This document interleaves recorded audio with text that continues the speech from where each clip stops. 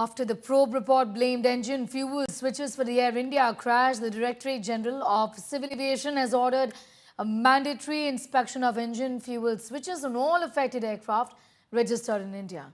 The DGCA in India has directed all airline operators to complete the inspection of engine fuel switches by the 21st of July 2025. The regulator also issued mandatory modifications for aircraft, engines and components based on airworthiness directives issued by state of design or manufacture.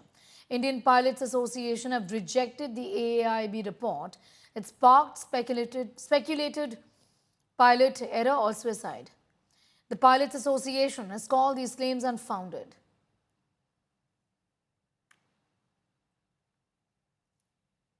We're getting in all the details as far as the probe report is concerned. This has got to do with what the government now intends to do in terms of improving the security checks.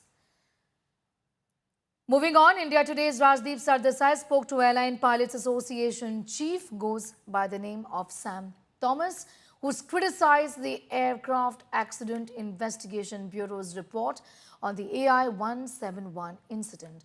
He argues that the report, released unsigned in the middle of the night, lacks professionalism and contains ambiguous terminology. Listen in. Firstly, we knew all along, and this is not our first rodeo, so we knew all along what was happening, and that's what we were saying, that this would happen in this particular manner, and it happened exactly like that. The AAIB released a report that is unsigned in the middle of the night, insinuating certain actions by the pilots.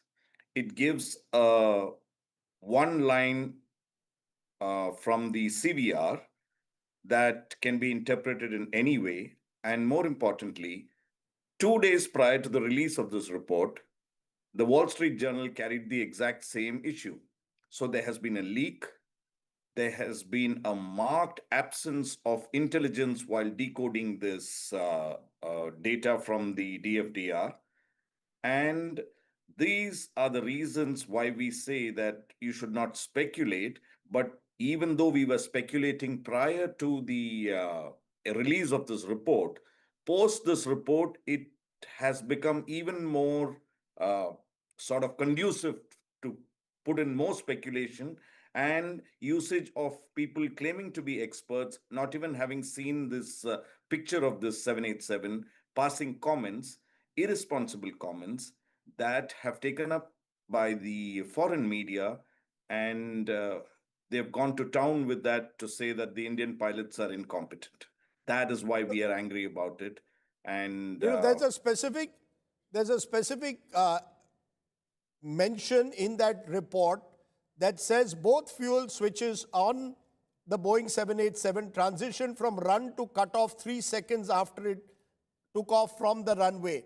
And it gives a paraphrase of what happened in the cockpit voice recorder, according to the report, where one pilot is heard asking the other, why did you cut off the fuel supply? The other says he did not do so, thereby somewhere suggesting it could have been pilot error or done manually by the pilots. Is that what is angering you, that you believe there is insufficient evidence on which such speculation can be built, and this report, as you're saying, builds into this speculation?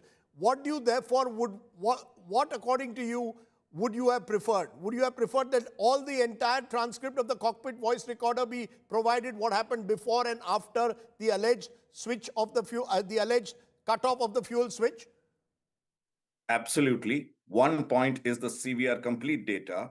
We need the DFDR complete data, the ATC transcript, all put together in real time with timestamps is the only way you can come to a conclusion. Now, when you say that the fuel control switches transitioned, this is not an Indian term. This is not a term that Indians in Indian aviation use. This is predominantly an American term. I have flown in India extensively. I have flown in the US extensively. I hold both licenses. So I'm telling you that there is somebody who is telling this person that use these terms. So when you say transitioned, you don't know who transitioned it. Did the pilot transition it? Did the switch transition on its own? Or is there something else that you are referring to? See, a switch does not transition, a valve transitions. Since there is an absence of clarity and a lot of people not in the know of these technical terms, it's easy to get them mixed up, thereby causing more confusion in the traveling public and the public at large and scaring them even more.